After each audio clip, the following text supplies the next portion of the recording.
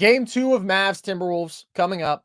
We gave our full reaction to this game yesterday, but having had another day for things to marinate, to rewatch some, what stands out to you as a key for game 2, maybe an adjustment? What do you think is going to be really crucial to the outcome of that game?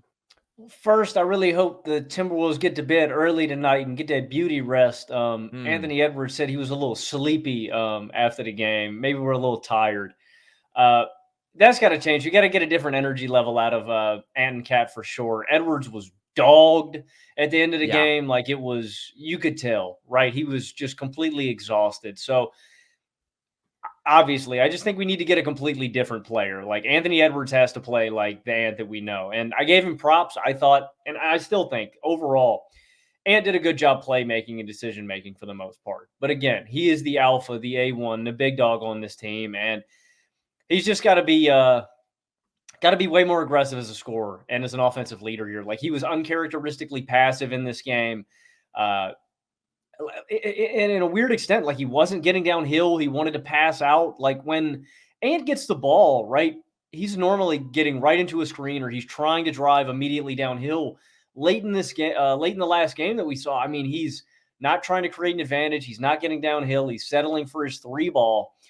He's got to be different offensively. He's got to be more aggressive getting downhill. He's got to weaponize his playmaking even more. He's just got to be way more aggressive on that end. And then on the other side, it's not just offense, it's defense too. Like he was getting cooked, man. And that's maybe the Yeah. worst game that I've seen from Anthony Edwards defensively. Like it wasn't just on ball getting blown by, it was him falling asleep off ball, him just not paying attention. It's you just don't normally see that from Ant. And I think Cat's got to shoot better. That's going to change too. I expect Cat to play a better game and to shoot better.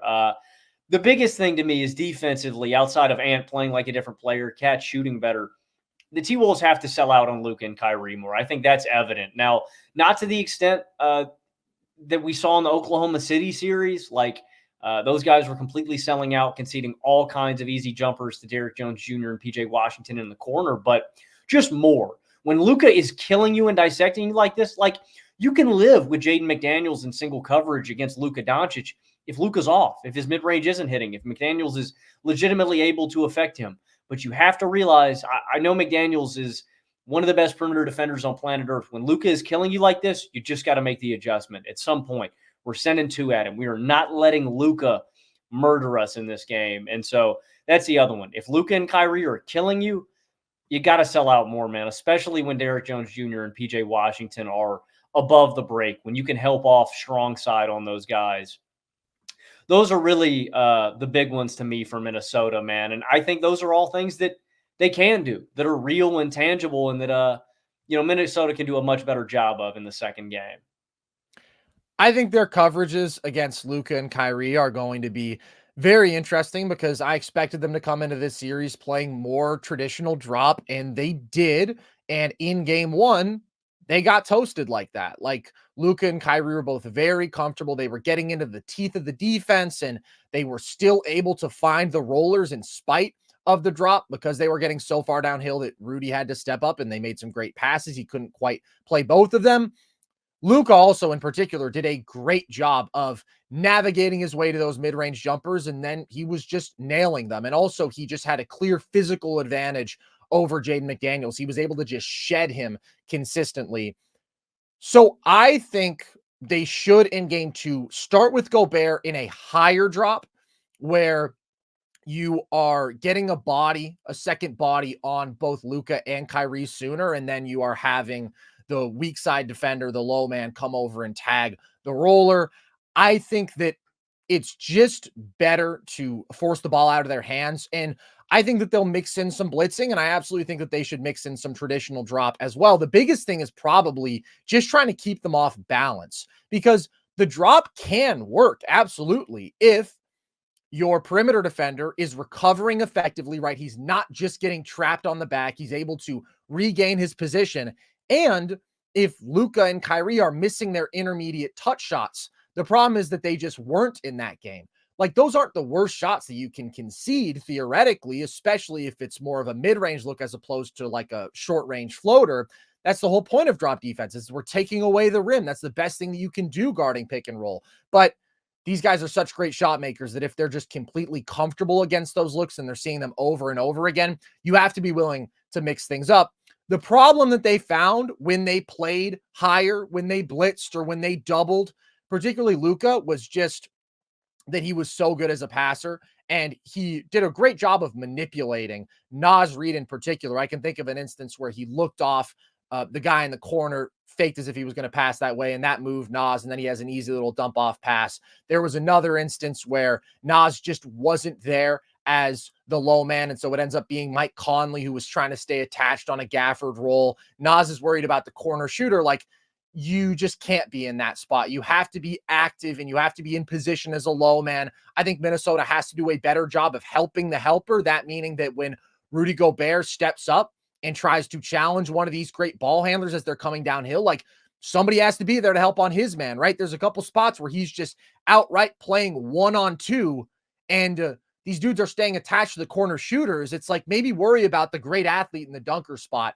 I think there's a lot that Minnesota can clean up defensively. But I think in terms of coverages, it's just about mixing things up. Like you say, it's not going to be nearly as radical as what OKC did, where you're blitzing every time down.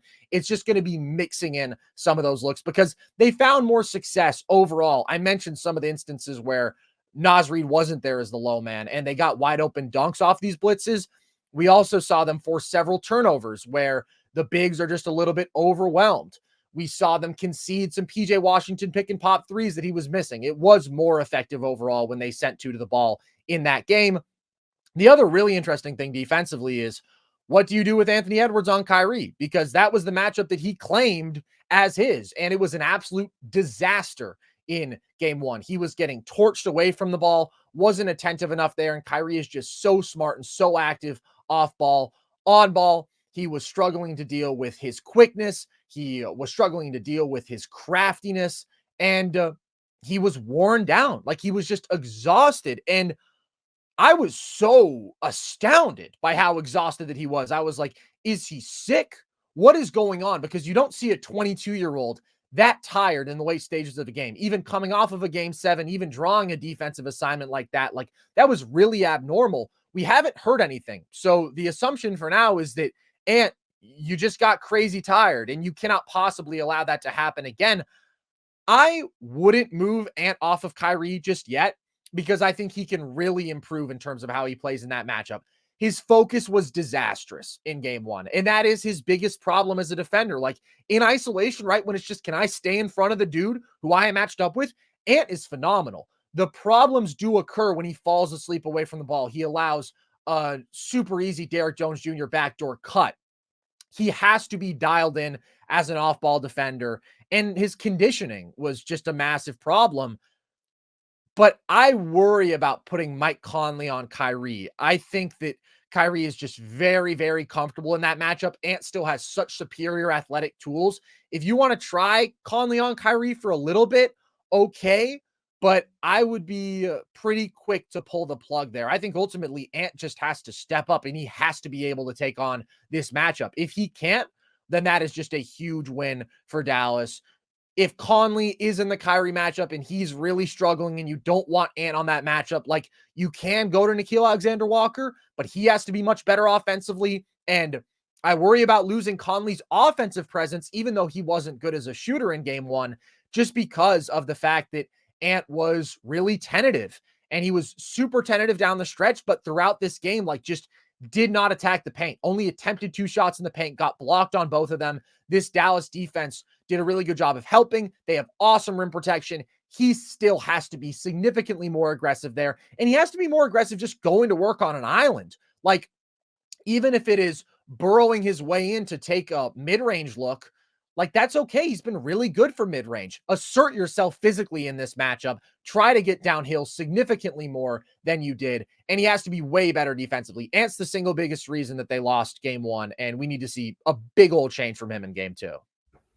Yeah, I'm hoping it's just a young guy getting overwhelmed, tired off of a game 7. Like, It was I bad really though, Logan. Listen, we can't talk no. I about mean, it Ant was as playing at a superstar level. Like, that was a bad basketball game that he played. Defensively, it was yeah, atrocious. And offensively, he disappeared down the stretch. yeah. I mean, it was horrible. Like, but again, I have a level of faith in Ant that we're going to get a complete 180. If we don't, I'm going to be really, really disappointed, and he's going to have to wear back-to-back L's. But I have a level of faith with Ant that I think he's going to come back, and I don't know. I believe in Anthony Edwards. I think he's going to have a complete 180 from last game. I really do. It's not going to make it easier. The one area where I am probably most concerned is with him on Kyrie, like the quickness department. Like he's got all the tools on ball, but like he was getting cooked there too. I don't know, man. I think Anthony Edwards is going to be way better. Like I do think he's a star level player, and I'm hoping that the moment was just a little too big for him. But he can't be passive, dude. Even if it's against PJ or like Derrick Jones Jr., like Ant's initial penetration and downhill pressure creates so much for this Minnesota offense. It gets everything going, right? And that's just a component this offense cannot miss throughout the game, but also like in the final moments. Like even if it's him drawing a foul late, like we missed all of that from him. Like the offense cannot function if Ant is going to be that passive. And I want him to be way more aggressive next game. I think he will be, man. I believe in Anthony Edwards. He has to be. Cat obviously has to be much better, and I think has to be very selective with his mismatch attacking. And ultimately, I think that he could just shoot better from deep. I thought that he got some pretty good looks there. But Minnesota left game one with a good amount to figure out. The encouraging thing for them was that their supporting cast down the lineup was better, and they just had more quality basketball players, but it didn't matter when their stars were outplayed by so much. I do wonder, in terms of further adjustments, if we might see something that when we had Hoop Venue on, he mentioned and he talked about, and initially I thought, I don't think that Minnesota needs to do that. I wonder if we see Gobert on Derrick Jones Jr. at all, just to allow Minnesota to be aggressive with how they play those coverages, to have consistently whoever is guarding Lively come up at the level, blitz, just play those higher coverages, and then trust that when Gobert is the low man, like shit is getting blown up, right? And that could be pretty destructive. I don't think they necessarily have to do that. I think that Gobert honestly did a good job defensively. He pulled his weight, but when he's just getting stuck with these 2-on-1s, and when Kyrie and Luka are this good in terms of their touch shot making, it's like you wonder if he would be more impactful, allowed to roam. And I think that you can just live with some of those Derrick Jones Jr. corner threes. Like he was good at them last series. So was PJ Washington. Dallas really struggled shooting from deep in game one. The problem was they got everything that they wanted in the paint. And one other thing that I wonder if we'll see that also Tyler mentioned when we had him on is if Dallas just comes out and starts Derek Lively, because Derek Lively was so good in game one and has been really good as of late and brings you even more size than Gafford. I think that he brings you some more fluidity. I think that he is more capable as a short roll playmaker. Like that dude has just been playing basketball at a really high level, and it ultimately doesn't matter all that much because you can just play him more, and these guys get a pretty even split no matter what. But he has kind of earned that. Like he's been out playing Gafford as of late. Yeah, soundly. I don't think it matters too much on but I would play him more. He's been convincingly better than Gafford to me. I wonder if they're gonna I would try stuff with Gobert, man. I think you're right. I think the biggest thing is Minnesota has to figure out how to take the rim away. Like that's a staple of this defense, man. And if they I'm trying different stuff with Gobert, man. I'm not just letting him get cooked in. You know what I mean? Especially if, and maybe you can try it with a higher drop, but if that's not working too, man, I'm scrambling. I'm going to try different stuff on ball and let Gobert work the backside because you have the personnel, right? This isn't a personnel thing; it's a schematic thing, and I think Minnesota can do a much better job there, man. Do you? Did Game One change your outlook on the series? I know we both took T-Wolves in 7. I think Minnesota has a lot of areas that they can improve, and I think that their best players can play a lot better. So, no. But I think Gobert, seeing what you can do with him defensively would be interesting because just having that additional presence in the paint at all times. And again, it's kind of like if you are going to play a higher coverage, well, then you're sort of losing some of Gobert's value. He can absolutely do that, but to have him as a destructive backline defender at all times, taking away some of these lobs, some of the very easy offense that Dallas got, that might just be the most beneficial. So I think we're in for an awesome series. I think we're in for a very interesting game too. Lots for Minnesota to figure out, and I'm sure that we'll see some adjustments on both sides as we often do.